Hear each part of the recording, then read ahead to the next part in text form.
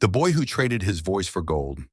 In the sun-kissed valley of Garandala, where the hills hummed with wind and the trees whispered the secrets of the ancestors, there lived a boy named Muno.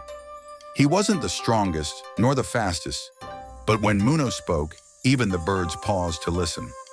From the age of 6, Muno's voice had a rhythm no drum could match and a depth no elder could rival. He told stories that made warriors weep and children dream. Every evening, villagers gathered under the great baobab tree just to hear him speak. He wasn't just a storyteller, he was the soul of the village. One day, as Muno turned 18, a man in dark blue robes rode into Garandala. His skin was pale, his eyes deep like endless wells, and he called himself Zamari, a merchant from faraway kingdoms.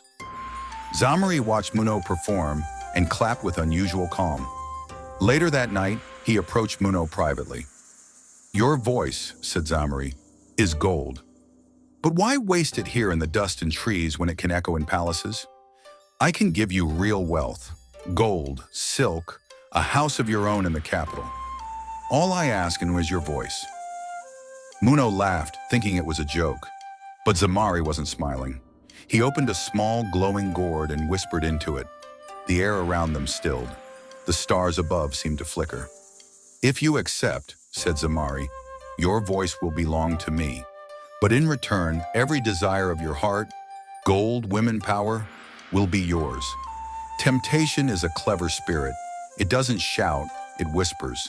And that night, Muno listened. He accepted. The next morning, Muno awoke to find his voice gone. Not a sound, not a hum, but in its place, chests of gold coins, fine robes, and a horse like ebony shadow stood waiting. He left Garandala. In the capital city of Naramu, Muno lived richly. He dined with chiefs, walked through marble halls, and was hailed for his beauty and mystery. People loved the man who never spoke, a silent symbol of elegance. But inside, Muno was empty. He couldn't laugh, couldn't tell stories, couldn't express the ache he felt when he saw children playing. He tried writing tales, but they lacked the life his voice once gave them. He tried to dance, but his feet could not say what his mouth used to. Years passed. One day, an old beggar woman stopped him in the marketplace. Her eyes, clouded with age, stared into his soul. "You're the boy who lost his gift," she whispered.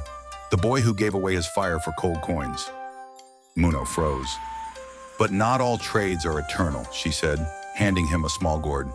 "Go back to where your voice was born." That night, Muno rode back to Garandala. The baobab still stood, though the village had changed. Children he once knew had become elders. No one remembered his face, but they remembered the boy who once made the stars listen. He sat under the tree and opened the gourd. Wind howled, leaves trembled, and suddenly his voice returned.